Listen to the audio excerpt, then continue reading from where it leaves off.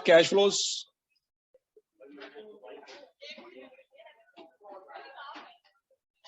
ये 15 से 20 नंबर का सवाल आना है बच्चों, 15 से 20 नंबर का सवाल आना है।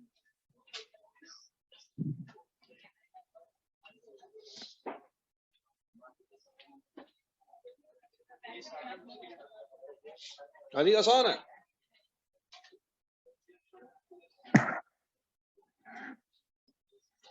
अच्छा जी बच्चों,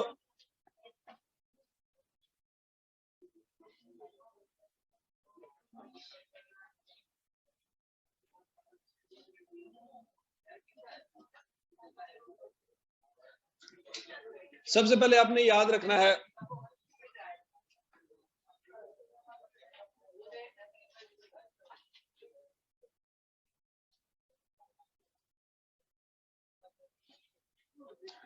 कि फाइनेंशियल स्टेटमेंट्स में कौन कौन सी स्टेटमेंट्स हम बनाते होते हैं। सबसे पहले स्टेटमेंट ऑफ कॉम्प्रिहेंसिव इनकम, दूसरे नंबर पे स्टेटमेंट ऑफ फाइनेंशियल पोजीशन, तीसरे नंबर पे statement of changes in equity, चौथे नंबर पे स्टेटमेंट ऑफ कैश फ्लोज, और पांचवें नंबर पे डिस्क्लोजर या नोट्स। बच्चों ये स्टेटमेंट ऑफ कॉम्प्रिहेंसिव इनकम और स्टेटमेंट ऑफ फाइनेंशियल पोजीशन हम पिछली क्लास में पढ़ चुके हैं, इंट्रोडक्शन टू अकाउंटिंग में। Statement of changes in equity FR1 में ही है और स्टेटमेंट ऑफ कैश फ्लो भी FR1 में है। और ये पांचवा जो टॉपिक है डिस्क्लोजर, उसका एक नोट FR1 के अंदर है, IAS 16 का। याद आ रहा कुछ कुछ? और रीवैल्यूएशन वाला टॉपिक वो भी हमने रिवाइज करना है। तो आज हमारा मेन फोकस है statement of cash flows. Total financial statement के अंदर कोई पूछ ले कि फाइनेंशियल स्टेटमेंट के कितने कंपोनेंट होते हैं, तो बच्चों कितने कंपोनेंट होते हैं? 5 कंपोनेंट होते हैं। Statement of comprehensive income, statement of financial position, statement of changes in equity, statement of cash flow और डिस्क्लोजर। ठीक है जी। आपका जो नेक्स्ट पेपर होगा FAR2, उसके अंदर डिटेल में ये डिस्क्लोजर्स होंगे, हर टॉपिक के डिस्क्लोजर आपको पढ़ने पड़ेंगे। लेकिन FAR1 में 2-3 डिस्क्लोजर ही है मैक्सिमम। सबसे ज्यादा डिटेल में जो डिस्क्लोजर आता है वो IAS 16 का आता है। ठीक है जी बच्चों, अब हम शुरू करते हैं जी स्टेटमेंट ऑफ कैश फ्लोज, जो कि 15 से लेके 20 नंबर का आपको सवाल आना है।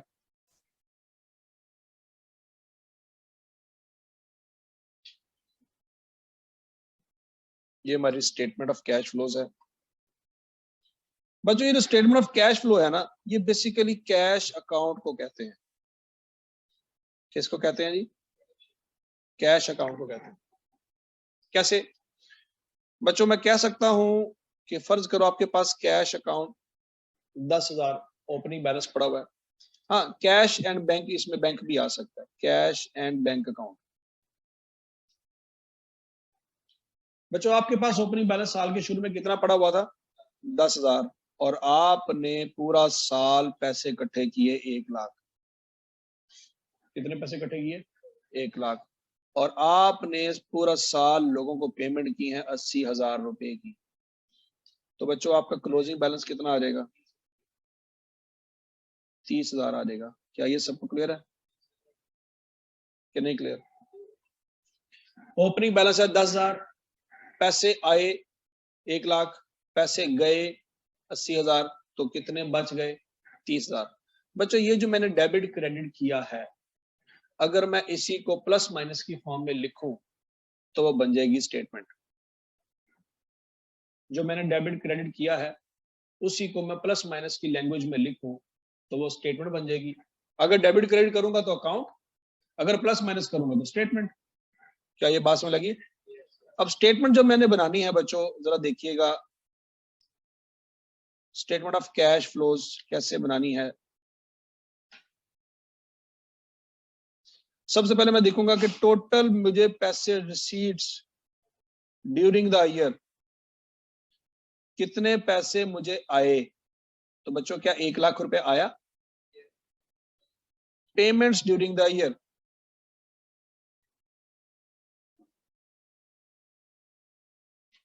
कितने पैसे मेरे कारोबार में से निकले? 80,000। बच्चों क्या मुझे ये 80,000 को माइनस में लिखना चाहिए? क्यों बोला? ऊपर तो डेबिट क्रेडिट हो रहा था, ऊपर डेबिट क्रेडिट हो रहा था, माइनस प्लस लिखने की जरूरत नहीं थी। लेकिन अब मैं स्टेटमेंट की फॉर्म में लिख रहा हूं, तो अब मुझे डेबिट क्रेडिट की बजाय क्या करना है? प्लस माइनस की बात लैंग्वेज में बात करनी है। तो बच्चों 1 लाख आया, 80,000 गया, तो मैं कह सकता हूं कि net cash inflow during the year, साल में मुझे नेट कितना पैसा आया? That is 20,000। क्लियर? हकीकत में मतलब टोटल की बात की जाए तो टोटल 1 लाख आया, टोटल 80 गया, और अगर नेट की बात की जाए तो नेट 20,000 बिजनेस में आया। अब जरा गौर से बच्चों, अगर मैं आपसे ये कहूं कि ओपनिंग कैश बैलेंस इसमें ऐड कर दें, ओपनिंग कैश कितना है? 10। जो नेट आया अगर मैं उसमें ओपनिंग कैश ऐड कर दूं तो मेरा जो आंसर आएगा, क्या मैं उसको कह सकता हूं कि ये क्लोजिंग कैश बैलेंस?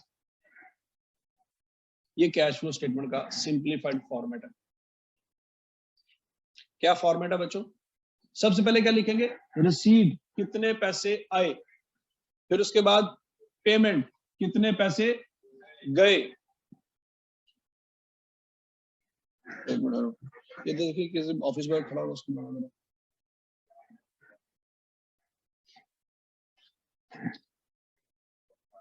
चेयर्स में हुआ जरा दो, पीछे कुछ चेयर पड़ी हुई है। हाँ जी, कितने पैसे आए बच्चों? 1 लाख। कितने गए? 80,000। कितने बच गए? और शुरू में कितने पड़े थे?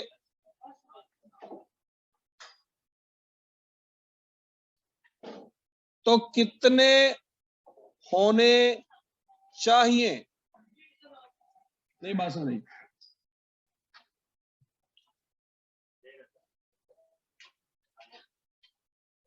कितने पैसे आए? 1 लाख। कितने गए? 80,000। कितने बच गए? 20। साल के शुरू में कितने पड़े थे? 10,000। तो इस वक्त कितने होने चाहिए? अगर 30,000 है तो सब ठीक है, अगर आपके पास 30,000 नहीं है तो गड़बड़ है। क्या ये बात समझ आ गई? तो इजीली पकड़े जा सकते हैं बंदे जो कैश में हेरा फेरी करते। वेरी गुड, शाबाश। आए गए हैं। चेयर्स ले आ यार, एक दो।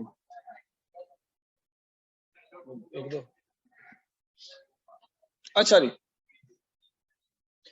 क्या यहां तक की बात समझ आ गई है? अब बच्चों ये जो पैसे आए हैं ना, ये आने के 3 रास्ते हैं। ये पैसे एक जगह से नहीं आ रहे।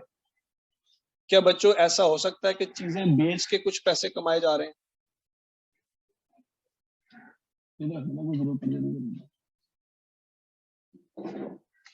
क्या चीजें बेच के पैसे कमाए जा सकते हैं? क्या ऑनर अपने घर से भी पैसे ला सकता है कि नहीं ला सकता? क्या ऑनर लोन भी ले सकता है? ऑनर कर्जा भी ले सकता है, घर से भी पैसे ला सकता है। अगर घर से पैसे लेके आएगा तो क्या कहेंगे? कैपिटल में इजाफा हुआ है। और अगर वो बैंक से कर्जा पकड़ रहा है तो लोन में इजाफा हुआ है। और अगर वो चीजें बेच रहा है तो सेल इनकम हो रही है हमारी। क्या ऐसा हो सकता है कि वो एसेट सेल कर दे, को प्लांट बेच दे, लैंड बेच दे, प्रॉपर्टी बेच दे? तो बच्चों पैसे आने के 3 जरिए हैं, 3 रास्ते। पहला रास्ता, गुड्स बेच दे। क्या बेच दे? अगर गुड्स सेल करेगा तो मैं कह सकता हूं कि ये उसका मेन पर्पस है बिजनेस। गुड्स बेच के पैसे कमाना मेन पर्पस है बिजनेस का, लेकिन कर्जा लेना मेन पर्पस नहीं है। ऑनर घर से पैसे निकाल के बिजनेस में लगा रहा है, ये मेन पर्पस नहीं है। या उसने प्लांट बेच दिया है तो ये मेन पर्पस नहीं है। मेन पर्पस ये है कि गुड्स बेचा। क्या ये पॉइंट समझ आया? तो बच्चों जिस तरह से पैसे आने के 3 रास्ते हैं तो जाने के भी 3 रास्ते होंगे। कैसे? अगर गुड्स परचेज की हैं तो पैसे जाएंगे, अगर ड्राइंग की है तो पैसे जाएंगे, और अगर लोन की पेमेंट की है तो पैसे जाएंगे। और अगर कोई एसेट, कोई प्लांट बाय किया है तो पैसे जाएंगे। तो बच्चों अगर तो आई कैप आपको बता दे कि भाई इतने पैसे आए इतने गए, तो कैश फ्लो स्टेटमेंट फिर 20 नंबर का सवाल तो कभी ना आएगा, वो तो आएगा 2 नंबर का। इतने पैसे आए इतने गए, माइनस किया, उसमें ओपनिंग ऐड किया, क्लोजिंग आ गया। असल मसला ये है कि पैसे कहां कहां से आए वो कैलकुलेट आपको करना पड़ेगा, पैसे कहां कहां गए वो आपको कैलकुलेट करना पड़ेगा। क्या यहां तक की बात समझ आएगी बच्चों? ये जो चीजें बेच के आप पैसे कमा रहे हो इसको हम कहते हैं ऑपरेटिंग एक्टिविटीज। कौन सी एक्टिविटीज? ऑपरेटिंग एक्टिविटीज का मतलब ये है जिस मकसद के लिए बिजनेस ओपन किया था, जिस मकसद के लिए बिजनेस ओपन किया था वो मकसद कहलाता है ऑपरेटिंग एक्टिविटीज, जो ऑब्जेक्टिव ऑफ बिजनेस है। बच्चों क्या हम कह सकते हैं कि होंडा कंपनी का मकसद कर्जा देना है? होंडा कंपनी का मकसद कर्जा देना नहीं है, वो कर्जा दे के पैसे नहीं कमाती, वो गाड़ियां बेच के पैसे कमाती। क्या ये बात लगी? क्या मैं कह सकता हूं बहरिया टाउन का मकसद गाड़ियां बेचना है? सोचो बहरिया टाउन पैसे कैसे कमाता होगा? है लैंड बेच के, प्रॉपर्टी सेल करके, ऐसी है। तो बहरिया टाउन का पर्पस, उस इदारे का पर्पस क्या है? प्रॉपर्टी बेच के पैसे कमाओ। होंडा का पर्पस गाड़ियां बेच के पैसे कमाना है, और एमसीबी बैंक का मकसद कर्जा दे के पैसे कमाना। क्या ये बात सुनी? वो कर्जा देता है और उसके ऊपर फिर वो इंटरेस्ट कमाता है। तो बच्चों हर किसी इदारे का पर्पस डिफरेंट है। क्या होंडा कंपनी लैंड बेच सकती है? होंडा कंपनी लैंड बेच सकती है, लेकिन लैंड बेचना उसका पर्पस नहीं। लैंड बेचना बहरिया टाउन का पर्पस है। और बहरिया टाउन की मैनेजमेंट अगर गाड़ियां बेच ले तो गाड़ियां बेचना उसका पर्पस नहीं है। बेच सकती है लेकिन गाड़ी बेचना उसका पर्पस नहीं है। क्या ये पॉइंट समझ आया? होंडा कंपनी के अंदर जो गाड़ियां हैं क्या वो इन्वेंट्री के तौर पे पड़ी होंगी? क्योंकि उसने वो बेच के पैसे कमाने हैं। लेकिन बहरिया टाउन में अगर गाड़ियां खड़ी हैं तो वो गुड्स के तौर पे, इन्वेंट्री के तौर पे नहीं पड़ी हुई, उन्होंने 7, 10 साल, 15 साल इस्तेमाल करनी। क्या ये बात लगी? होंडा कंपनी के पास जो लैंड है क्या उसने बेचने के लिए लिया है? लेकिन बहरिया टाउन ने जो लैंड लिया है वो बेचने के लिए। स्टोरी समझ आ रही है? तो पर्पस डिफाइन करता है किसी चीज को कैसे क्लासिफाई करेंगे।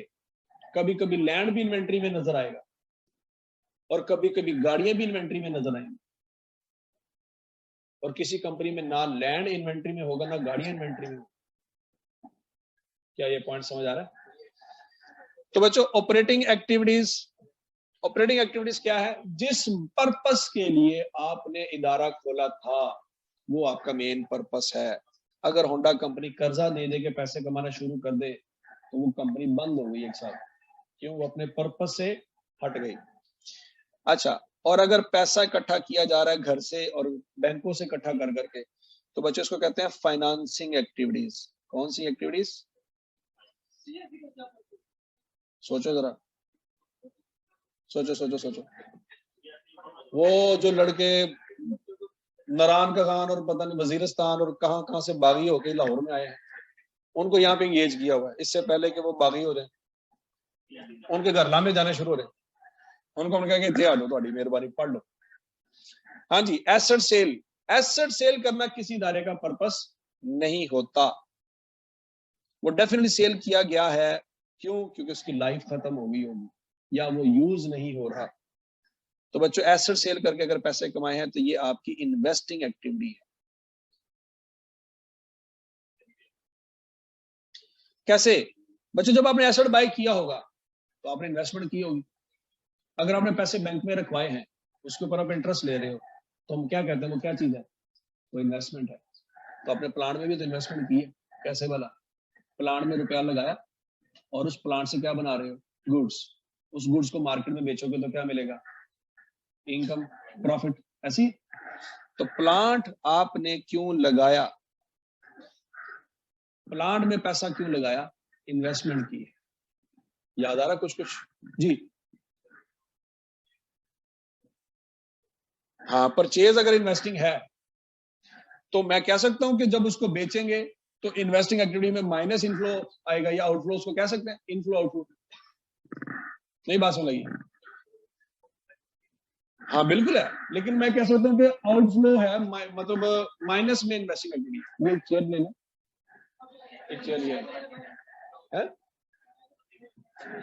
कितनी आती है? 12:30 बजे।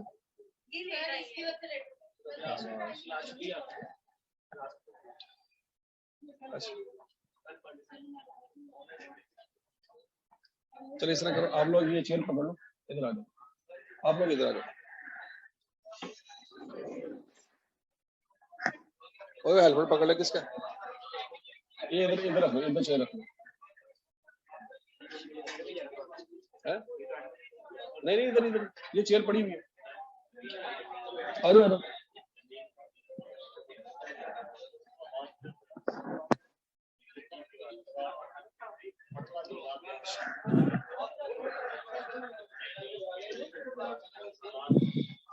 अच्छा जी,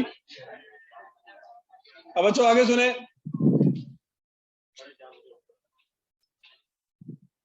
हम नॉर्मली जब फाइनेंशियल स्टेटमेंट्स बनाते हैं तो बच्चों उसमें कंसेप्ट यूज करते हैं अक्रूवल बेसिस ऑफ अकाउंटिंग।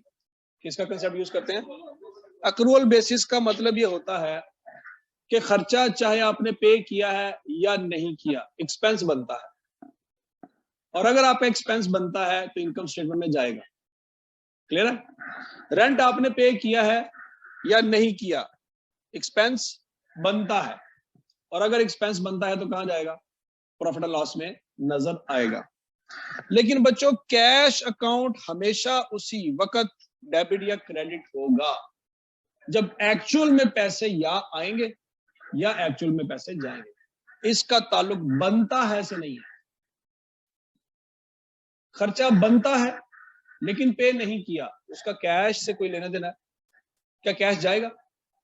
बिजली का बिल आया, पे नहीं किया, क्या कैश में कमी आई? नहीं आई। रेंट ड्यू हो गया, हमने पे नहीं किया, क्या कैश में कमी आएगी? नहीं आएगी। हमने डेटर को चीजें बेची उधार पे, क्या सेल में इजाफा हो गया? सेल में इजाफा हो गया, लेकिन क्या कैश में इजाफा हुआ? कैश में इजाफा नहीं हुआ। इनकम में इजाफा हुआ है लेकिन कैश में कोई इजाफा नहीं हुआ। डेटर से चीजें डेटर से हमने कैश पकड़ लिया, क्या सेल में इजाफा हुआ? सेल में कोई इजाफा नहीं हुआ लेकिन कैश में इजाफा हुआ।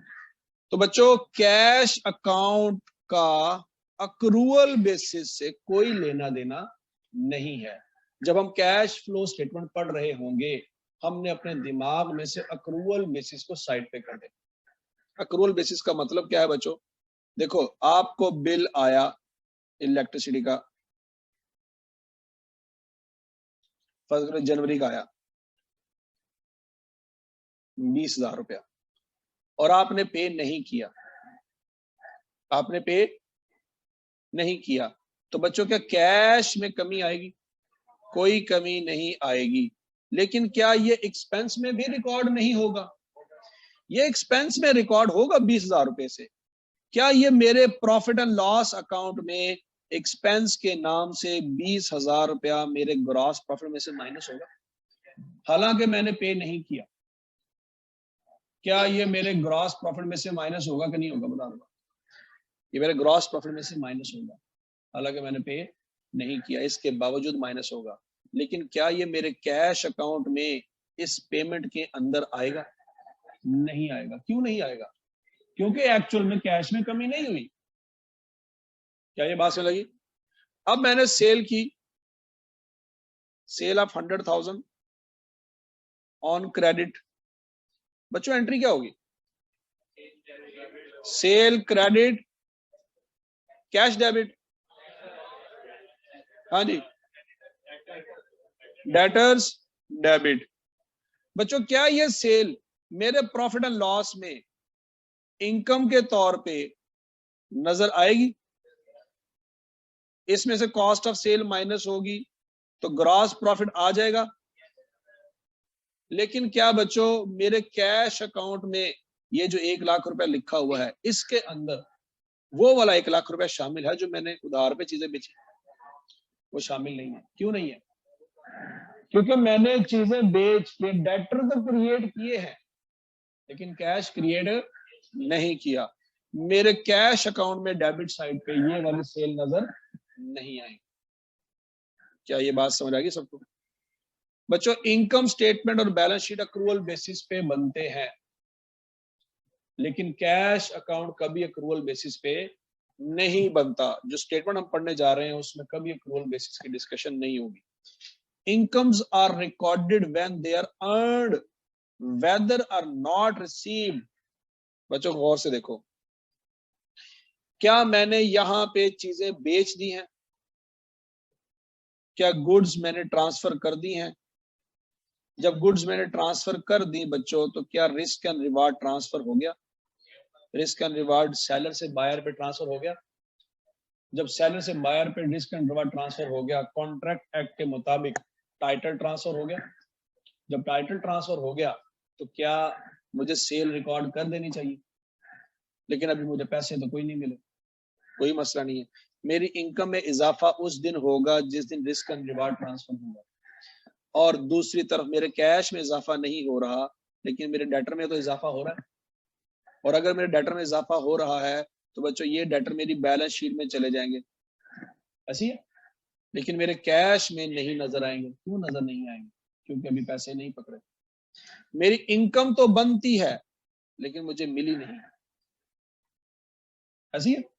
इनकम मेरी अर्न हो गई है। Income is earned when goods are transferred. चीजें मैंने सेलर से बायर पे ट्रांसफर कर दी, टाइटल ट्रांसफर हो गया, रिस्क एंड रिवार्ड ट्रांसफर हो गए, मेरी इनकम अर्न हो गई है लेकिन इनकम रिसीव नहीं हुई। रिसीव कब होगी? जब कैश मिलेगा, और कैश अभी नहीं मिला। तो कैश अगर नहीं मिला तो मेरे कैश अकाउंट में कुछ भी डेबिट क्रेडिट नहीं होगा। अब बच्चों इनकम की बात क्या है? Incomes are recorded when they are earned whether or not received. अगर पैसे नहीं भी मिले इनकम रिकॉर्ड होगी। And expenses are recorded when they are incurred whether or not paid. देखो इस वक्त हम बिजली यूज कर रहे हैं, महीने बाद बिजली का बिल आएगा। क्या हम एक्सपेंसेस यूज कर चुके हैं? उसका फायदा जो लेना था ले चुके हैं। एक्सपेंस इनकर हो गया है, वापडा ने बिल की कैलकुलेशन करके हमें बिल भेज दिया। अब अगर हम बिल पे नहीं करते, आंखें बंद करके कह सकते हैं कि कोई खर्चा नहीं हुआ। खर्चा हो चुका है। हाँ वो आप ढीठ है, आपने पे नहीं किया, लेकिन खर्चा हो चुका है। अब अगले महीने नहीं पे करोगे तो लग पता जाएगा। क्या ये पॉइंट समझ आया? आप खर्चा हो चुका है, चाहे आपने पे नहीं किया, खर्चा हो चुका है। क्यों? आप उसका फायदा ले चुके हैं बिजली का।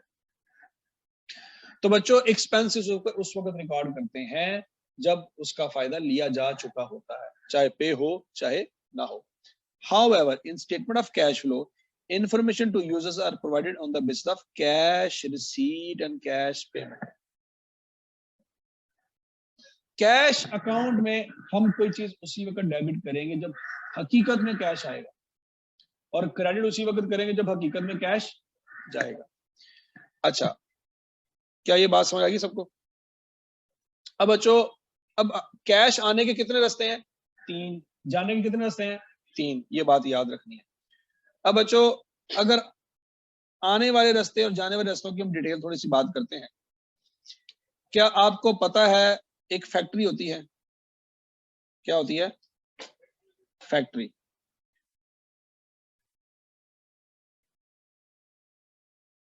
फैक्ट्री में बच्चों रॉ मटेरियल बाय किया जाता है किसी से। किससे बाय करते हैं? सप्लायर से रॉ मटेरियल बाय करते हैं। ये इशू होता है, आगे लगा होता है प्रोडक्शन प्लांट, वहां से चीजें मैन्युफैक्चर होती हैं, वो कहाँ चली जाती हैं? फिनिश गुड्स में चली जाती हैं, और फिनिश गुड्स से चीजें आगे कस्टमर को सेल हो जाती हैं, ऐसी। और इस फैक्ट्री के अंदर लेबर भी काम कर रही होती है। और इस फैक्ट्री के अंदर बाकी खर्चे भी आते हैं, रेंट वगैरह भी आता है।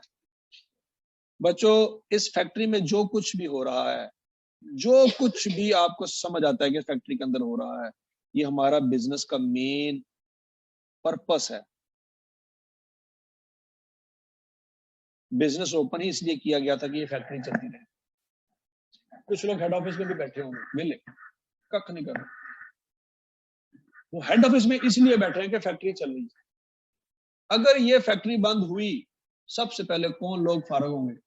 हेड ऑफिस वाले लोग फारग होंगे। कोका कोला की फैक्ट्री आज बंद हो जाए, कल आपको कोक स्टूडियो का एक गाना नजर नहीं आएगा। वो कोक स्टूडियो किन लोगों का काम है? वेले लोगों। वो क्यों है? क्योंकि फैक्ट्री में अन्य वाह प्रॉफिट हो रहा है, समझ नहीं आ रहा पैसे कहाँ है, कहाँ लगाए। बात लगी? क्या कोका कोला कंपनी का पर्पस कोक स्टूडियो था? नहीं। कोका कोला कंपनी प्रोडक्शन करके चीजें बेच के पैसा कमा रही है, और पैसा कमा कमा के उसने पूरी दुनिया के हर मुल्क में कंपनी ओपन कर दी। अब तो दुनिया में वो जगह ही खत्म होगी जहां पे फैक्ट्री लगाए। अब वो चांद के ऊपर सोच रहे हैं कि वहां पे कोई लोग जाएं, उनको प्यास लगे तो कोक पिलाएं, तो लोग जा ही नहीं रहे।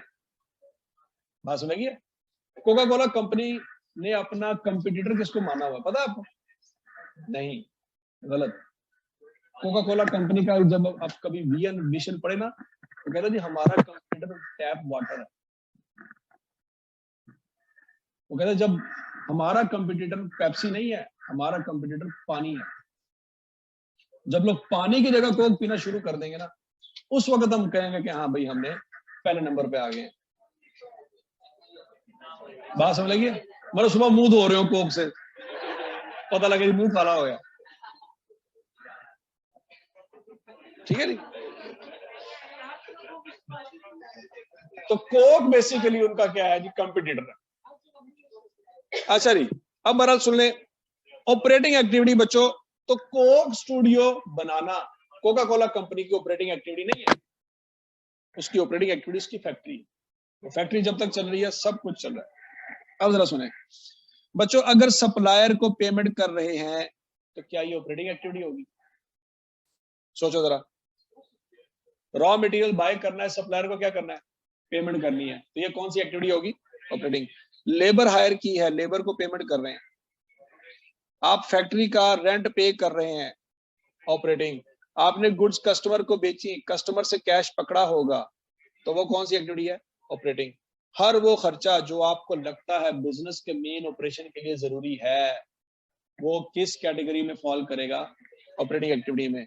क्या बच्चों आपको लगता है ये प्लांट हर महीने खराब हो जाएगा? ये प्लांट हर महीने खराब नहीं होगा। ये प्लांट लगाया है शायद 10 साल चल जाए, शायद 15 साल चल जाए, 15 साल बाद ये प्लांट खराब होगा, इसको उखाड़ के बेचना पड़ेगा, इसकी जगह नया प्लांट लगाना पड़ेगा। ये काम रोज रोज नहीं होता। तो 15 साल बाद जब आप इस प्लांट को उखाड़ के बेचेंगे, कुछ पैसे आएंगे, तो क्या वो ऑपरेटिंग एक्टिविटी? वो ऑपरेटिंग एक्टिविटी नहीं। क्यों? क्योंकि डेली बेसिस पे ये काम नहीं होता। डेली ऑपरेशन जो होते हैं वो ऑपरेटिंग एक्टिविटी। क्या कर्जा रोजाना मिल जाता है? कर्जा रोजाना नहीं मिलता, इसलिए कर्जा ऑपरेटिंग एक्टिविटी नहीं है। क्या ऑनर रोजाना अपने घर से पैसे निकाल के कारोबार में लगाता है? नहीं। तो कैपिटल इन्वेस्टमेंट जो है वो डेली बेसिस पे नहीं होता, इसलिए वो ऑपरेटिंग एक्टिविटी नहीं है। क्या ये पॉइंट समझ लग गया? इन्वेस्टिंग एक्टिविटी का मतलब क्या है कि एक प्लांट बाय किया, 15 साल लगा रहा, 15 साल बाद जाके उसको बेचा। ये 15 साल में काम किया आप, ठीक हो गया। लेकिन बच्चों साल में पता नहीं कितने दफा आपने सप्लायर से राब्ता करके मटेरियल बाय किया हो, साल में पता नहीं कितने हजार लोगों को आपने चीजें बेची हों। ये वो काम है जो सुबह दोपहर शाम 24 घंटे हो रहे हैं। क्या ये पॉइंट समझ आया? प्लांट सुबह दोपहर शाम बाय नहीं हो जी। हाँ, रिपेयर एंड मेंटेनेंस जरूरी है, बिल्कुल आएगा, ऑपरेशन का हिस्सा है। प्लांट को बाय करना और सेल करना ये ऑपरेशन का हिस्सा नहीं है, रिपेयर एंड मेंटेनेंस ऑपरेशन का हिस्सा, क्योंकि वो डेली बेसिस पे या मंथली बेसिस पे हो रही होगी। क्या ये बात समझ आ गई सबको? ये बात आपने इसी तरह से याद रखनी है। ऑपरेटिंग एक्टिविटी सबको क्लियर है? और बोलो तो सही। अच्छा जी, अब उसके बाद बच्चों, अगर आपने कोई एसेट बाय किया या सेल किया, ये कौन सी एक्टिविटी है? ये इन्वेस्टिंग एक्टिविटी है। क्यों? क्योंकि ये आप हर महीने नहीं कर रहे, हर साल नहीं हो रही, हर महीने नहीं हो रही, शायद 10 साल बाद, शायद 15 साल बाद आपने काम किया। ठीक हो गया? तो एसेट बाय करना या सेल करना ये इन्वेस्टिंग एक्टिविटी है। और फाइनेंस चाहिए, पैसा चाहिए कारोबार करने के लिए। पैसा दो जगह से आएगा। कहां से आएगा? या तो ऑनर अपने घर से लेके आएगा या वो लोन हासिल करेगा बैंक से। तो ये बच्चों क्या कहलाएगा? ये फाइनेंसिंग है। बैंक बैंक अगर सुबह दोपहर शाम क्या कर रहा है? बैंक कर्जा दे रहा है लोगों को, तो उसके लिए ऑपरेटिंग एक्टिविटी। बैंक डोनेशन लेके चल रहा है। शाबाश शाबाश शाबाश। ठीक है जी, मतलब अच्छा जी बच्चों, अब ऑपरेटिंग एक्टिविटी में से कुछ वर्किंग है बच्चों, याद रखना। सबसे पहली वर्किंग है डेटर अकाउंट। और ध्यान से ऑपरेटिंग एक्टिविटी में बच्चों सबसे पहली वर्किंग आपको जो करनी पड़ सकती है उसका नाम क्या होगा? Debtor account. क्या आपको पता है डेटर हमारे एसेट होते हैं क्या लायबिलिटी होते हैं? बच्चों एसेट का ब्राउडन किस साइड पे आता होता है? और बच्चों अगर एसेट का ब्राउडन है 10,000, इसका क्या मतलब होगा? कि हमने डेटर से 10,000 रुपया लेना है। तो बच्चों यहाँ पे डेबिट साइड पे कौन सी सेल्स आएंगी? टोटल सेल्स, कैश सेल्स या क्रेडिट सेल्स? क्रेडिट सेल, ये याद रखना है। डेटर का ताल्लुक किस सेल्स के साथ होता है? क्रेडिट सेल के साथ होता है। अगर आई कैप आपको बताए टोटल सेल और साथ ये भी कहे कि जनाब 20% कैश सेल है, तो क्या टोटल सेल यहां पे लिखेंगे या टोटल सेल में से कैश सेल निकाल के जो बाकी बच जाएंगी वो यहां पे आएंगी? ये बात याद रखनी है। ये आपसे गलती हो सकती है, मैं आज बता रहा हूं। आप लोगों से गलती क्या हो सकती है? आप डेटर अकाउंट में टोटल सेल ले लेंगे, जबकि आई कैप ने बताया होगा कि सवाल में कि 20% कैश सेल है। तो डेटर का ताल्लुक बच्चों वो सेल होती है जो उधार पे होती है। जिन लोगों से कैश पकड़ा है उसका डेटर से कोई लेना देना नहीं है। अच्छा, ब्रॉडन बैलेंस है जी बच्चों 10,000। क्रेडिट सेल कितनी की है? 1,00,000। क्या ऐसा हो सकता है बच्चों कुछ चीजें वापस आ जाएं?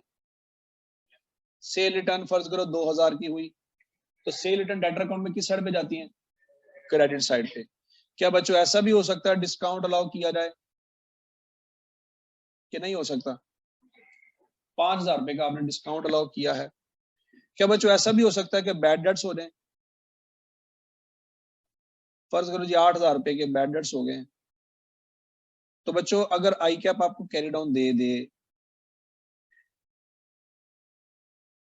कैरी डाउन है जी 15,000, तो बच्चों यहाँ पे कौन सी फिगर आएगी?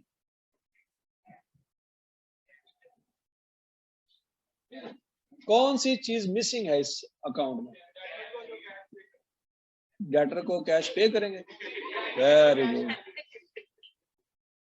है, शाबाश।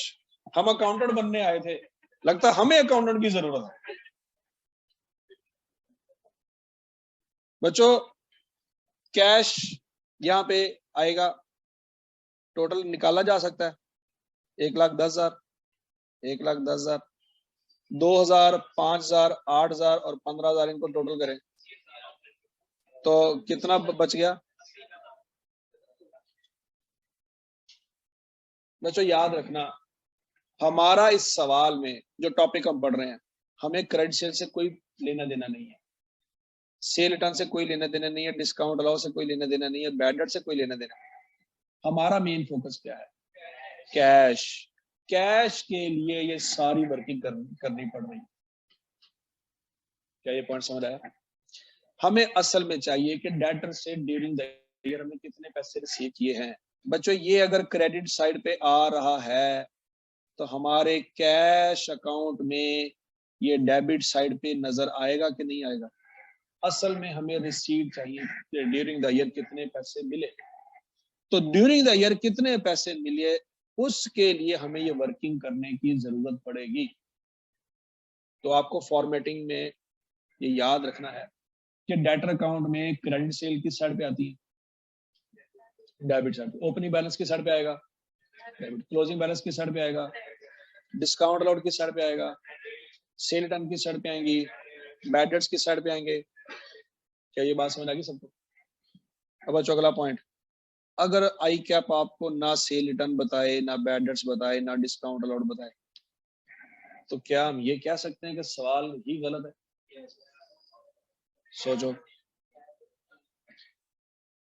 सोचो जरा, शाबाश शाबाश। अगर आई कैप सेल रिटर्न नहीं देगा तो परेशान नहीं हो जाएंगे कि ये क्या हो गया यार, ये टाइम भी जाया होगी, अब अगली दफा देखेंगे। तो सेल रिटर्न देगा तो वही सवाल कंप्लीट होगा। ठीक है जी, इतने सालों से सेल रिटर्न ढूंढ रहे हैं, सेल रिटर्न ही नहीं आ रही, 3 अटेम्प्ट होगी। ठीक हो गया जी। तो बच्चों सवाल में हमने सेल रिटर्न नहीं ढूंढनी, नहीं दी तो कोई मसला नहीं, अगर सवाल में बैड डेट्स नहीं दिए कोई मसला नहीं। ठीक है जी, डिस्काउंट अलाउड नहीं दिया कोई मसला नहीं।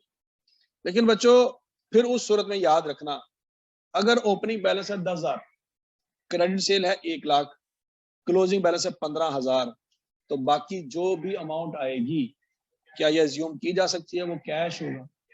तो कैश फिर कितना होगा बच्चों? कैश कितना होगा जी? 95,000। नहीं समझ रहे? अगर बच्चों डिस्काउंट अलाउड सवाल में नजर ना आए, सेल रिटर्न सवाल में नजर ना आए, बैड डेट सवाल में नजर ना आए, तो चुप करके brought down, carry down, sale लिखेंगे तो कैश आ जाएगा क्या नहीं आ जाएगा? अब बोलो तो सही। ठीक है जी। तो बच्चों सेल रिटर्न सवाल का जरूरी हिस्सा नहीं है, डिस्काउंट अलाउड सवाल का जरूरी हिस्सा नहीं है, बैड डेट सवाल का जरूरी हिस्सा नहीं है। जरूरी हिस्सा ये है कि सेल होनी चाहिए। क्यों? सेल होंगी तो क्या निकलेगा? कैश निकलेगा। अच्छा अगला पॉइंट है, अगर सेल भी आपको सवाल में नजर नहीं आ रही तो आप कह सकते हैं कि पूरा साल सेल हुई नहीं होगी, पूरा साल कोई सेल नहीं हुई। अब जरा अपनी अक्ल को सलाम करिएगा, पूरा साल कोई सेल नहीं हुई लेकिन हमारे डेटर 10,000 से 15,000 हो गए, क्या ऐसा हो सकता है? क्या आप ऐसा ज्यूम कर सकते हैं कि पूरा साल सेल ही कोई नहीं हुई सिर्फ इसलिए कि आपको नजर नहीं आ रही सवाल में? सेल कोई नहीं हुई लेकिन डेटर 10,000 से 15,000 हो गए और आप कैश निकालने जा रहे थे, कैश उल्टी तरफ निकल आया कि हमने डेटर को कैश पे की। क्या ये बात समझ लगी है? ये बात याद रखनी है, सवाल में कुछ ना हो कोई मसला नहीं है, लेकिन ऐसा नहीं हो सकता कि सेल ही ना हो, ये पॉसिबल नहीं है। हाँ सेल आपको निकालनी पड़ सकती है लेकिन सेल के बगैर कैश कलेक्शन आप कैलकुलेट कभी नहीं कर सकते। सेल रिटर्न ना हो कोई मसला नहीं, बैड डेट्स ना हो कोई मसला नहीं, डिस्काउंट अलाउड ना हो कोई मसला नहीं, लेकिन सेल ना हो ये पॉसिबल ही नहीं। ये पॉइंट समझ आ गया? दो चीजें इसेंशियल हैं, क्या? सेल और कैश। सेल भी होगी कैश भी होगी। हाँ ओपनिंग क्लोजिंग ना हो ये भी हो सकता है, ओपनिंग क्लोजिंग बैलेंस ना हो सकता है, मतलब ठीक हो गया। लेकिन सेल बच्चों जरूर होगी। अगर सेल है 1 लाख की तो कैश निकल आएगा कितना? 95,000। नहीं समझ आई? अब बोलो तो सही। अच्छा अगला पॉइंट बच्चों जरा सोच समझ के जवाब देना गौर से। अगर मेरे ओपनिंग बैलेंस है 10,000 और मेरा क्लोजिंग बैलेंस भी है 10,000, अगर मेरा ओपनिंग 10,000 है और क्लोजिंग भी 10,000 है, तो वंस अगेन मैं ये ज्यूम करूंगा कि कोई सेल नहीं होनी, कोई कैश नहीं होना। सोचो, आवाज नहीं आई?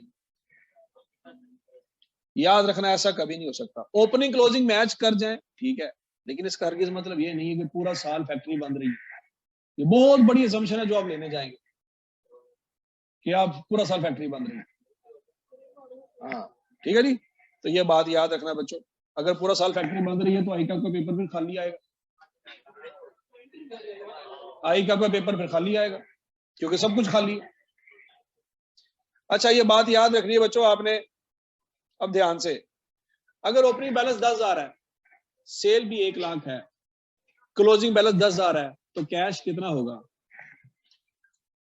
कैश कितना होगा? और कैश कितना होगा? 1 लाख। क्या बच्चों, क्या चीज किससे मैच कर गई? क्रेडिट सेल कैश से मैच कर गया। किस बेसिस पे, कब मैच कर गया? जब ओपनिंग, आवाज नहीं आई, जब ओपनिंग डेटर क्लोजिंग डेटर से मैच कर जाएंगे तो क्या किस से मैच कर जाएगा? आपकी सेल आपकी कैश कलेक्शन से मैच कर जाएगी। और अगली बात, अगर ओपनिंग है ही नहीं और क्लोजिंग है ही नहीं सवाल में, क्या तब भी मैच कर जाएगा? तो बच्चों क्या हम कह सकते हैं, अब सोच समय के जवाब देना, क्या हम कह सकते हैं कि आई कैप अगर हमें इनकम स्टेटमेंट दे दे और उसमें सेल्स की फिगर हो 1 लाख, ध्यान से मेरा सवाल ध्यान से सुनना पे जवाब देना, आई कैप ने आपको इनकम स्टेटमेंट की फिगर दी और वहां पे सेल क्या नजर आ रही है? 1 लाख। कोई कैश सेल कोई क्रेडिट सेल की बात नहीं की, तो क्या हम अज्यूम कर लेंगे कि सारी की सारी क्रेडिट सेल है?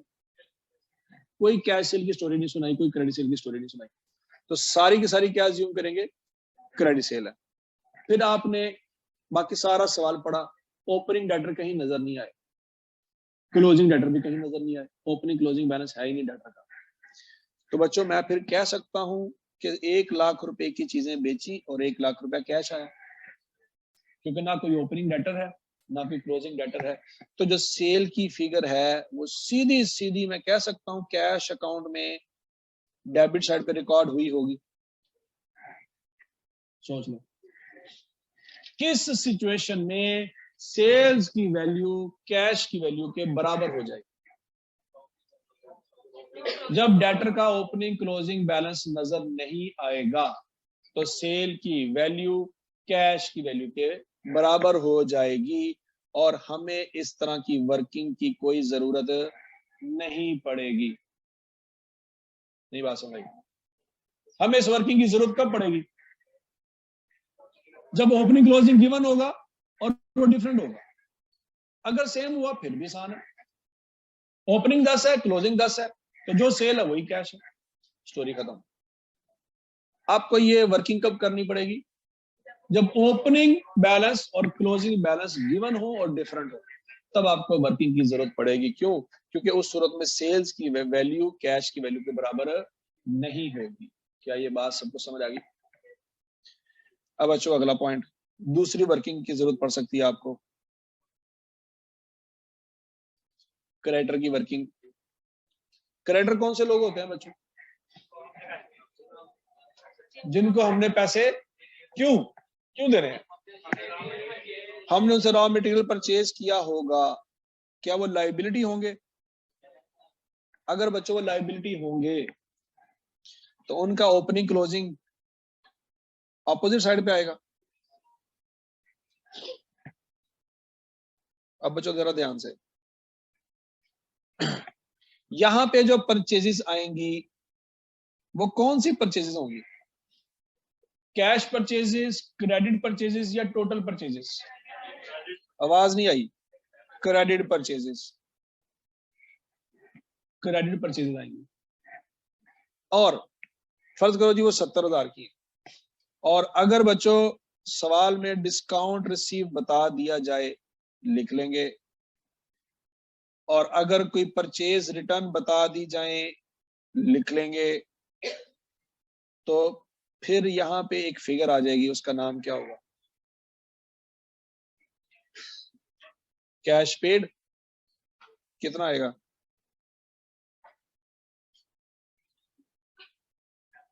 80,000 ये बैलेंस आ गया, 80,000 ये बैलेंस आ गया, और यहां पे क्या देगा? 67,000। क्या ये बात समझ आ गई? और बच्चों अगर डिस्काउंट रिसीव और परचेज रिटर्न क्वेश्चन में नहीं होंगे तो क्या एग्जामिनर के पीछे पड़ जाएंगे कि ये बता? ठीक हो गया? नहीं दिए तो कोई मसला नहीं, अल्लाह अल्लाह खैर सल्ला। क्या हम कैश निकाल सकते हैं? 10,000 ओपनिंग है, 70,000 आपकी क्या है परचेजेस है, 80 हो गया, तो 80 में से 8 माइनस कर दें। क्या मैं कह सकता हूँ 72,000 मेरे कैश की वैल्यू आ जाएगी, 72,000 मेरे कैश की वैल्यू आ जाएगी। बच्चों मेरा इस वर्किंग नंबर 2 का मेन पर्पस क्या है, कैश की वैल्यू निकालना। और अगर आई कैप खुद बता दे कि cash paid to supplier during the year 72,000, क्या फिर भी वर्किंग करेंगे? फिर वर्किंग की जरूरत ही नहीं, स्टोरी खत्म होगी। देखो हमारा मेन पर्पस, सबसे पहला पॉइंट ये है, हमारा टॉपिक का नाम क्या है बच्चों, कैश फ्लो स्टेटमेंट। इसमें हमने करना क्या है, हकीकत में कितना कैश आया और कितना कैश गया। और अगर आई कैप खुद बता दे कि इतना कैश आया, तो फिर वर्किंग क्यों कर रहे हैं? क्या ये बात समझ आ गई? कितना कैश आया कितना कैश गया, अगर आई कैप खुद बता रहा है तो वर्किंग की जरूरत नहीं है। वर्किंग की जरूरत कब पड़ेगी, जब हमें पता नहीं होगा कि डेटर से कितना कैश आया और जब हमें पता नहीं होगा कि क्रेडिटर को कितना कैश दिया, तब हमें वर्किंग की जरूरत पड़ेगी। क्या ये बात समझ आ गई? वंस अगेन सोच समय के जवाब देना बच्चों। ओपनिंग बैलेंस है 0, क्लोजिंग बैलेंस है 0, तो मेरी क्रेडिट परचेजेस कितनी है 70,000, तो मेरा कैश कितना होगा 70,000। क्या मैं कह सकता हूं कि अगर क्रेडिटर का ओपनिंग क्लोजिंग बैलेंस ना हो तो जितनी परचेजेस हैं उतना ही कैश पेमेंट होगी, तो मुझे उस वक्त इसकी वर्किंग की जरूरत नहीं पड़ेगी। मुझे सिर्फ ये पता होना चाहिए परचेजेस कितनी है, जितनी परचेज होंगी उतना कैश होगा, मुझे उस वक्त ये वर्किंग नंबर 2 करने की जरूरत नहीं है। यहां तक की बात हजम होगी। अब उसके बाद बच्चों वर्किंग नंबर 3 आ सकती है। वर्किंग नंबर 3 भी आपने याद रखनी है, वो है प्रीपेड एक्सपेंस की। मैं एग्जांपल दे रहा हूं यहाँ पे, रेंट।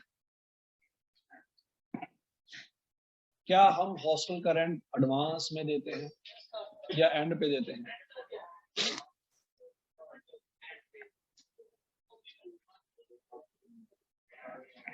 अच्छा जी, अब बच्चों जरा ध्यान से, अगर हमने रेंट एडवांस में दिया हुआ है तो वो हमारा एसेट होगा। फर्ज करो हमारा एसेट है साल के शुरू में 10,000 रुपया और साल के एंड पे हमारा एसेट है 15,000 रुपया। ठीक हो गया? अच्छा, अब profit and loss account I cap ने बना के दिया हमें सवाल में, और वहां पे लिखा हुआ है रेंट एक्सपेंस 1,00,000 रुपया और वो माइनस हुआ पड़ा है। अब सोच समय के जवाब देना बच्चों। आपके सामने आया प्रॉफिट एंड लॉस, उसमें रेंट एक्सपेंस नजर आया 1,00,000 रुपया। क्या जो प्रॉफिट लॉस में रेंट एक्सपेंस लिखा हुआ है ये वो एक्सपेंस है जो बनता है या वो एक्सपेंस है जो पे किया? जो बनता है वही खर्चा प्रॉफिट लॉस में जाता है, चाहे वो पे किया हो चाहे ना किया। क्या ये पॉइंट सबको समझ आया? अब खर्चा बनता कितना है बच्चों 1,00,000। इसकी एंट्री सोचो, क्या प्रॉफिट एंड लॉस अकाउंट में ये 1,00,000 रुपया डेबिट हुआ पड़ा है? Profit and loss account debit हुआ पड़ा है, तो कोई और अकाउंट क्रेडिट हुआ होगा। वो कौन सा अकाउंट है जो क्रेडिट हुआ होगा? क्या वो यही अकाउंट है जो क्रेडिट हुआ होगा? सोच लो, ये अगर अकाउंट डेबिट हुआ है तो ये अकाउंट क्या हुआ होगा? क्रेडिट हुआ होगा। सोच लो, शाबाश, कोई जल्दी नहीं। हाँ, हौसला हौसला, मैं वही तो पूछ रहा हूँ, ये 1,00,000 रुपया वो है जो बनता है या वो है जो पे किया है? इन दोनों में से एक का जवाब यस है। सोचो, जब प्रॉफिट एंड लॉस अकाउंट में 1,00,000 रुपया गया है, ये वो बनता है या पे किया? ये बनता है। प्रॉफिट एंड लॉस में हमेशा कौन सा खर्चा जाता है? जो बनता है। जरूरी नहीं है वो पे किया हो, ये भी जरूरी नहीं है कि पे ही ना किया हो, ज्यादा भी पे किया हो सकता है और कम भी पे किया हो सकता है। लेकिन जो खर्चा प्रॉफिट एंड लॉस में जाता है वो हमेशा कौन सा होता है? जो बनता है, जो अक्रू हुआ है। अच्छा जी, अब बच्चों अगर ये खर्चा यहाँ पे डेबिट हुआ है, अब आपके दिमाग में सवाल ये आएगा, सर ये डेबिट कैसे पता लगा कि डेबिट हुआ है? बच्चों क्या प्रॉफिट एंड लॉस में सबसे ऊपर ग्रॉस प्रॉफिट होगा? कि नहीं होगा? फर्स्ट करो ग्रॉस प्रॉफिट है, तो बच्चों ग्रॉस प्रॉफिट की नेचर क्या होती है? क्रेडिट होती है। अब ये ना पूछना कि क्रेडिट कैसे होती है, क्योंकि ग्रॉस प्रॉफिट इनकम में से कॉस्ट ऑफ सेल माइनस करके आया है, तो इनकम बड़ी थी। इनकम की नेचर क्या होती है? क्रेडिट। कॉस्ट ऑफ सेल की नेचर क्या है? डेबिट। तो क्रेडिट में से डेबिट माइनस हुआ, तो इनकम की वैल्यू बड़ी थी, तभी तो प्रॉफिट हुआ है। तो इनकम की वैल्यू अगर बड़ी थी तो जो आंसर आएगा वो क्रेडिट नेचर का होगा। अब ये खर्चा इस ग्रॉस प्रॉफिट में से क्या हो रहा है? माइनस हो रहा है कि जमा हो रहा है? माइनस हो रहा है। तो अगर ये माइनस हो रहा है तो डेफिनेटली ये फिर क्रेडिट तो नहीं होगा, ये डेबिट होगा, क्योंकि ऊपर क्रेडिट वैल्यू है ना। ऊपर कौन सी वैल्यू है? क्रेडिट। तो नीचे अगर कोई चीज माइनस हो रही है तो क्रेडिट तो नहीं हो सकती, क्योंकि क्रेडिट क्रेडिट तो आपस में जमा हो जाने थे। क्रेडिट क्रेडिट आपस में क्या हो जाने थे? जमा। अगर ये माइनस हो रहा है तो सीधी सी बात है ये क्या हो रहा है? डेबिट हो रहा है। और अगर ये डेबिट हो रहा है तो डबल एंट्री के मुताबिक कोई और अकाउंट इस दुनिया में क्रेडिट हुआ है, तो वो कौन सा अकाउंट है जो क्रेडिट हुआ है? रेंट एक्सपेंस क्रेडिट हुआ। तो बच्चों आप जब यहां पे 1 लाख रुपए लिखोगे तो यहां पे आपको कुछ ना कुछ मिल जाएगा। सोचो जरा, नहीं सब बात समझ आई? क्या यहाँ पे 1,05,000 आ जाएगा? और ये क्या चीज है? ये कैश है।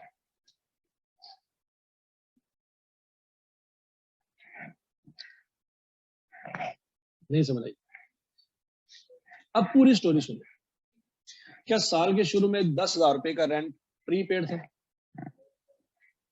क्या मैंने 1,05,000 पे किया हो तो कितना मैंने रेंट बन गया मेरा? 1,15,000। उसमें से कितना रेंट कंज्यूम हो गया? 1 लाख का।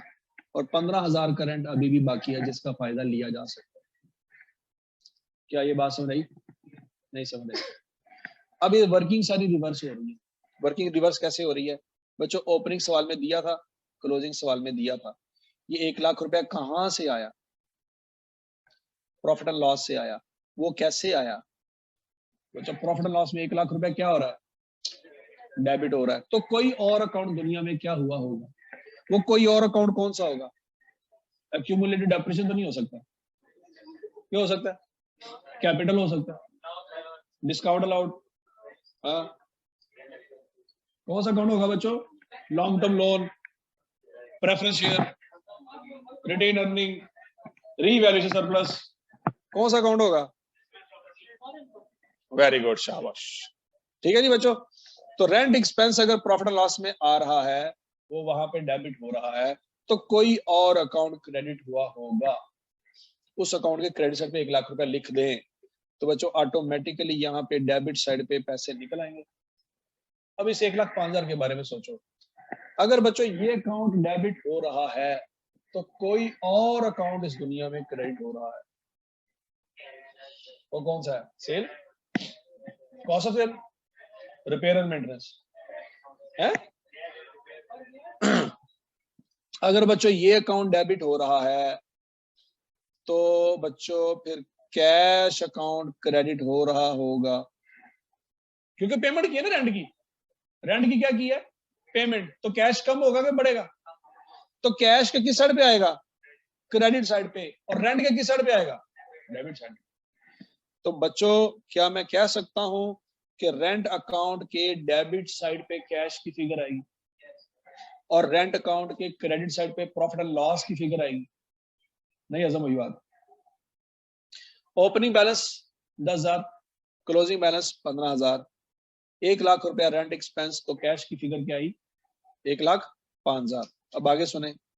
अगर बच्चों ओपनिंग बैलेंस कोई नहीं और क्लोजिंग बैलेंस भी कोई नहीं, ध्यान से, अगर ओपनिंग बैलेंस कोई नहीं, क्लोजिंग बैलेंस भी कोई नहीं, तो बच्चों जितना एक्सपेंस मेरा प्रॉफिट लॉस में है, क्या मैं कह सकता हूं उतना ही बनता है और उतना ही पे किया? क्यों बोला? क्योंकि जितना बनता है, ओए आवाज ना आए, जितना बनता है उतना पे किया है, तभी तो कोई क्लोजिंग एसेट नहीं है। साल के शुरू में कोई लेने नहीं थे पैसे, कोई देने नहीं। साल के एंड पे ना कोई लेने हैं ना कोई देने, खर्चा बनता है 1 लाख, तो डेफिनेटली जान छुड़ा ली होगी ना, फिर पेमेंट करो। तो बच्चों कैश की फिगर भी क्या आएगी, 1 लाख। तो बच्चों क्या मुझे वर्किंग करने की जरूरत है, मैं सुकून से देखूंगा मेरे प्रॉफिट एंड लॉस में क्या वैल्यू लिखी हुई है, 1 लाख। प्रॉफिट एंड लॉस में मुझे वैल्यू मिल गई 1 लाख। मैंने पूरा सवाल पढ़ा, मुझे कहीं पे कोई प्रीपेड कोई पेएबल एक्सपेंस नजर नहीं आया रेंट का, ना ओपनिंग को बैलेंस नजर आया रेंट का, ना क्लोजिंग को बैलेंस नजर आया रेंट का। तो मैं कह सकता हूं कि प्रॉफिट एंड लॉस में मेरा जो 1 लाख रुपया बनता है उतना ही पे भी हुआ है, तो सीधा सीधा मेरा कैश की पेमेंट आ जाएगी 1 लाख। ये सारा कुछ क्यों पढ़ रहे हैं, सारा कुछ क्यों पढ़ रहे हैं बच्चों, वर्किंग क्यों कर रहे हैं, बार बार मैं बता रहा हूं। हमारा मसला ये है कि पैसे आए कहां कहां से, वो निकालने पड़ेंगे, पैसे गए कहां कहां, वो निकालने पड़ेंगे। क्यों, क्योंकि ये अकाउंट कंप्लीट करना है। ओपनिंग क्लोजिंग आई कैप देगा, कौन सी चीज आई कैप नहीं देगा, पैसे आए कहां से, पैसे गए कहां पे, ये दो चीजें हमें पता नहीं है। अगर आए पता चल जाए, गए पता चल जाए, तो ये टैली हो जाएगा अकाउंट, ये अकाउंट टैली हो जाएगा। अच्छा जी बच्चों, अब जरा दोबारा चलते हैं। यहां पे मैंने क्या क्या अज्यूम किया था, ये 10,000 था ओपनिंग, ये क्या था 10,000 था कि 15,000 था, 10,000 था। नीचे क्या था 1,05,000, और यहाँ पे क्या था 15,000। अब जरा ध्यान से बच्चों, ध्यान से, क्या बच्चों कोई ऐसा एक्सपेंस भी हो सकता है जो पेएबल हो, सोचो जरा, क्या बिजली का बिल हमेशा पहले यूज होता है बाद में पे होता है, सोच लो, क्या बिजली हमेशा पहले यूज होती है और बाद में पे होती है। जिस वक्त बिल आता है हमारे घरों में, क्या वो माजी के इस्तेमाल किए हुए बिजली का है या फ्यूचर की बिजली, तो क्या वो इस्तेमाल कर चुके हैं, क्या वो खर्चा हमारे सर पे कर्जा है, जो पेमेंट हमने करनी है उसका इस्तेमाल हम कब का कर चुके, क्या ये पॉइंट समझ आया। तो बच्चों वो कभी प्रीपेड नहीं हो सकता, वो क्या होगा, वो पेएबल है, क्योंकि वो कंज्यूम कर चुके हैं। तो बच्चों उसका ब्रॉड डाउन और कैरी डाउन हमेशा लायबिलिटी होगी, उसका ब्रॉड डाउन किस साइड पे आएगा, क्रेडिट साइड पे, और कैरी डाउन डेबिट साइड पे। इसको थोड़ा सा चेंज कर लेते हैं, 13,000 ब्रॉड डाउन है, 8,000 क्या है कैरी डाउन। क्या क्लियर सबको। अब प्रॉफिट एंड लॉस में बच्चों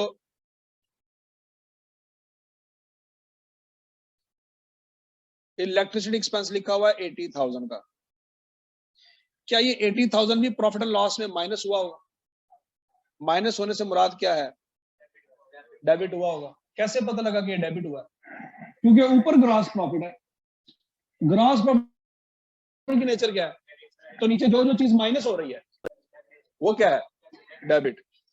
तो बच्चों ये 80,000 यहाँ पे डेबिट हो रहा है, तो दुनिया में किसी और अकाउंट में ये क्रेडिट हुआ होगा। तो दुनिया का दूसरा अकाउंट कौन सा है, वो ये इलेक्ट्रिसिटी एक्सपेंस पेएबल है। इसके साथ क्या वर्ड आएगा, प्रॉफिट एंड लॉस।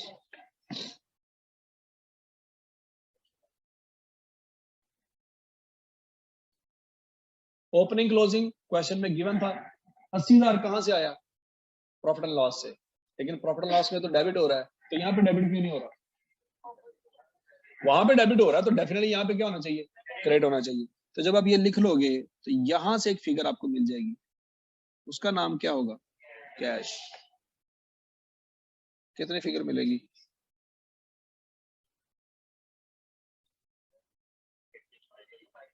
हाँ जी 85,000 हमारी ये फिगर निकल आएगी।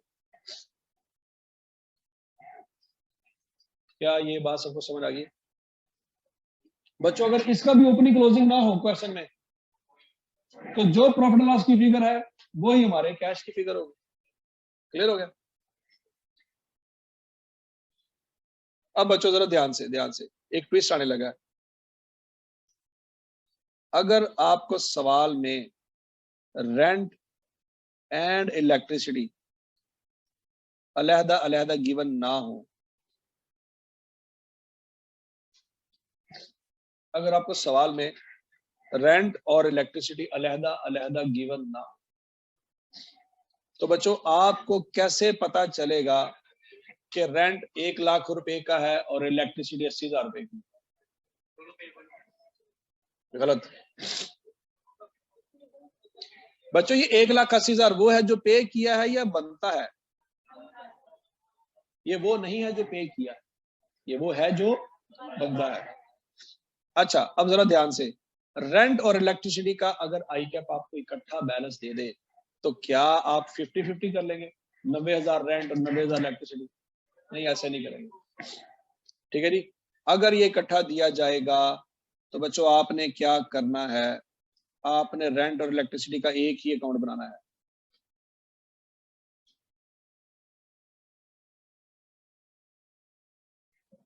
आपने रेंट और इलेक्ट्रिसिटी का एक ही अकाउंट बनाना है। अब रेंट बच्चों आपका प्रीपेड था। रेंट क्या था? प्रीपेड। रेंट का ओपनिंग बैलेंस कितना था? 10,000। क्लोजिंग कितना था? वो यहां पे लिख लेंगे।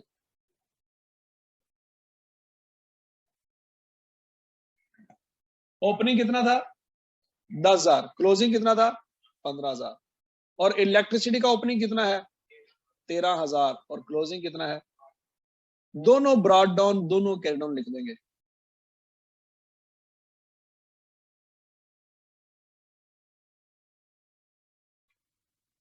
नहीं बात समझ रही?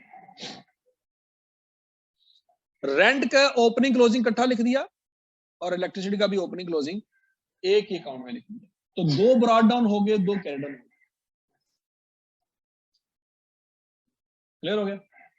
अब आगे ध्यान से। और प्रॉफिट एंड लॉस में मुझे कितने पैसे नजर आए हैं? मुझे नहीं पता कि रेंट 1,20,000 है और इलेक्ट्रिसिटी 60,000 है। ना मैं ये कह सकता हूं कि रेंट 1,00,000 है, इलेक्ट्रिसिटी 80,000 है। ना मैं ये कह सकता हूं कि 90-90 दोनों बराबर। मुझे नहीं पता।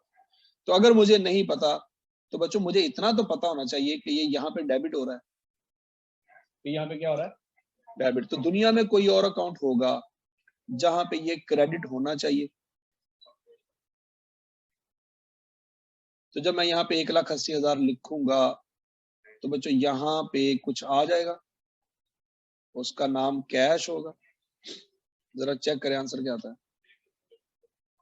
1,80 जमा 13 जमा 15 क्या आता है? 2,8। क्या आंसर आ जाएगा यहाँ पे? अब 1,80 किस शहजादे ने कहा था? एक गलती का मतलब एक अटेम्प्ट है ना? Be ready. अच्छा जी, टोटल कैश निकलेगा बच्चों। टोटल कैश कितना निकलेगा?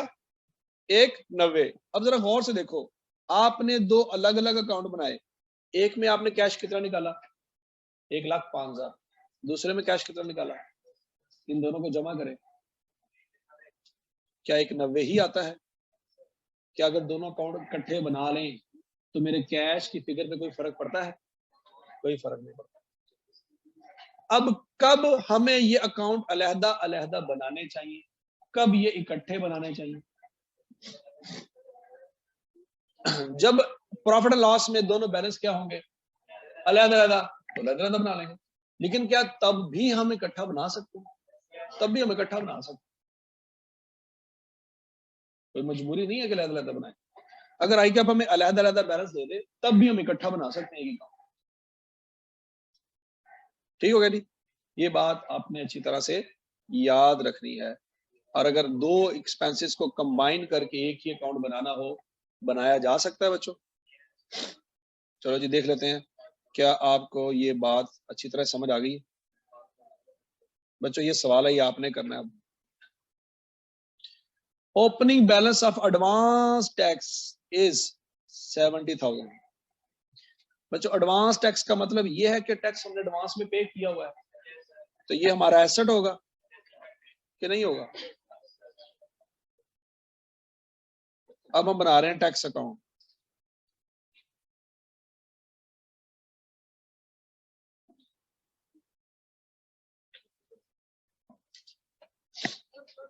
बच्चों ये 70,000 जो है, ये 70,000 जो है ये ओपनिंग बैलेंस है। और एडवांस टैक्स का मतलब क्या होता है बच्चों? एसेट। तो क्या 70,000 डेबिट साइड पे आएगा? आगे चलते हैं। Opening balance of income tax payable. बच्चों ये पेएबल का मतलब लायबिलिटी है और ये ओपनिंग बैलेंस है। तो बच्चों ये ब्रॉड डाउन किस साइड पे आएगा? क्रेडिट साइड पे। दो ब्रॉड डाउन इकट्ठे आ सकते हैं। आगे चलते हैं। Closing balance of advance tax, क्या ये एसेट है? एडवांस गौर से देख लो, और ये क्लोजिंग बैलेंस है। तो बच्चों एसेट का क्लोजिंग बैलेंस डेबिट साइड पे लिखेंगे या क्रेडिट साइड पे? क्रेडिट साइड पे लिखेंगे। कितना है? 50,000। ये आपसे गलती हो सकती है, ध्यान से। आप सोचेंगे सर एसेट तो डेबिट साइड पे आना चाहिए।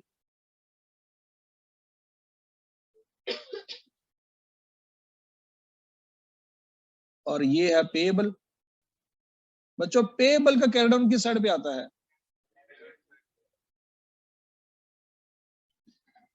तो closing balance of income tax payable, payable liability 1,20,000, ये यहां पे लिखेंगे। चारों बैलेंस लिख लिया हमने, दो ओपनिंग दो क्लोजिंग।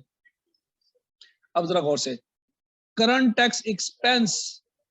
बच्चों एक्सपेंस का वर्ड जब भी किसी चीज के साथ आएगा, ये वो वैल्यू है जो प्रॉफिट एंड लॉस में जाती है।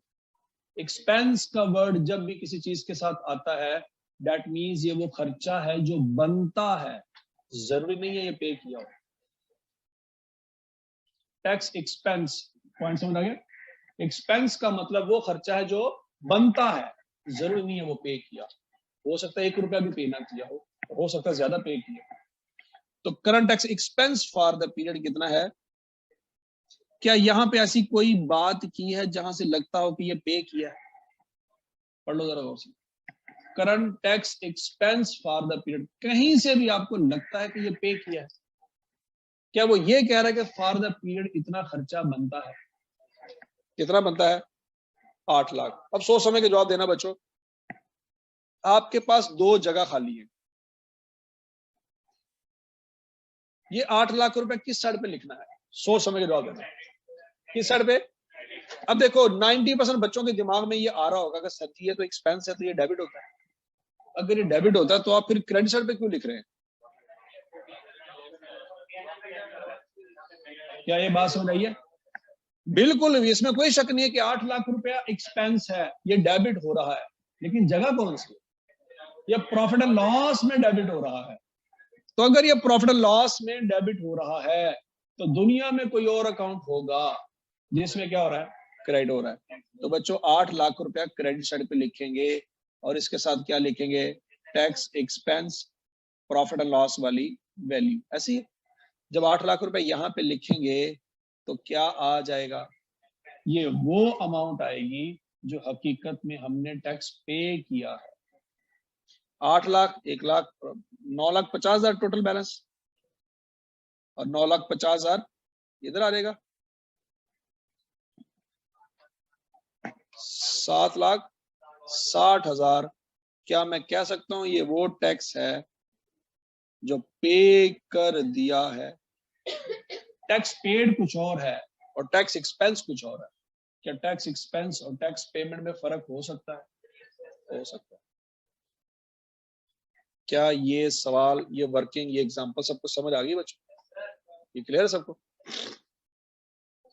हौसला कर ले, बस करें, बस ठीक है ठीक है ठीक है, नन्हे मुन्ने सी बातें रह गई। ये आपने मुझे बताना बस छुट्टी। Example, identify operating, investing and financing activity. 2 minute में मुझे बताएं, क्या आपको समझ आ गई है तो छुट्टी मिल जाएगी। चलो शाबाश, जल्दी बताएं। कैश रिसीव फ्रॉम डेटर कौन सी एक्टिविटी है? ऑपरेटिंग। आसान है। Cash receive from sale of goods, operating. Cash receive from sale of fix asset, investing, clear सबको?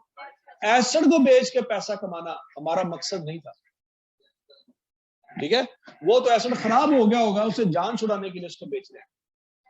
Cash receive from issue of share, financing activity है। क्या मैं कह सकता हूं ये वो पैसा है जो ऑनर के घर से आ रहा है? तसल्ली से सोचो, पहले क्या तुम नो सोच लो, क्या ये वो पैसा है कि जो ऑनर के घर से आ रहा है? फिर नो, फिर कहते हैं हमें सब आता है। सोच लो तसल्ली से। शेयर किसको मिलेंगे? वो जिसको भी मिलेंगे वो ऑनर होगा।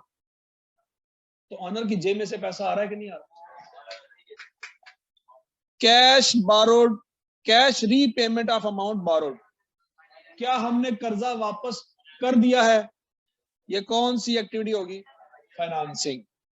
डिविडेंड रिसीव्ड, एक मिनट तसल्ली से जवाब देना, सोच समझ के, वरना आप गलत जवाब देंगे। डिविडेंड रिसीव्ड, फाइनेंसिंग, ऑपरेटिंग,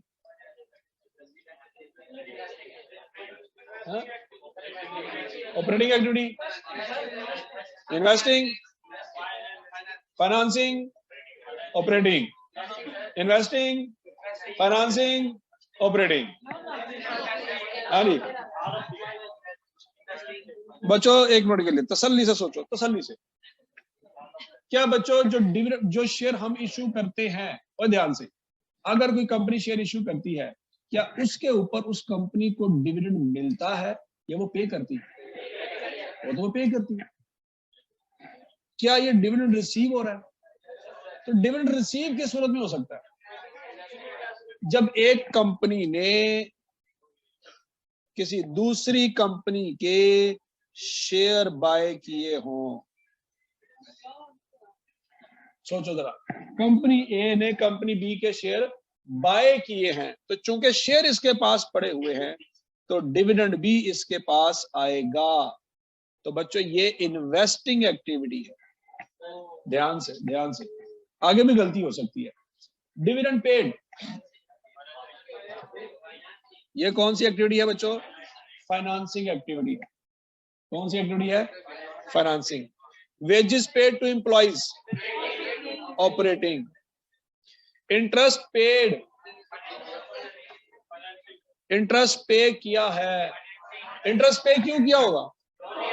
कर्जा लिया होगा, तो ये फाइनेंसिंग एक्टिविटी है। इंटरेस्ट रिसीव्ड, कहीं पे इन्वेस्टमेंट की है, वहां से इंटरेस्ट मिल रहा है, interest. Purchase of fix asset, investing activity. Acquisition of fix asset bye issue of share. बच्चों इसमें बहुत सारे बच्चों से गलती होनी है, ध्यान से। Acquisition of fix asset bye issue of share. अब जरा सुने, पहले स्टोरी सुने। एक कंपनी है, उसने प्लांट बाय करना है, पैसे कोई नहीं।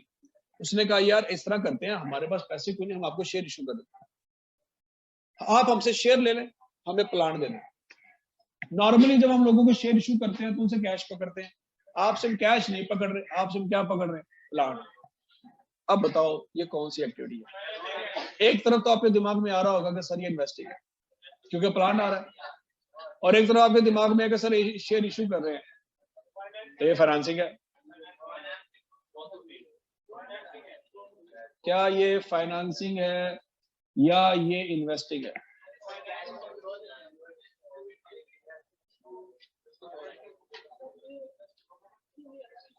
बच्चों आवाज नहीं आई, आवाज नहीं आई।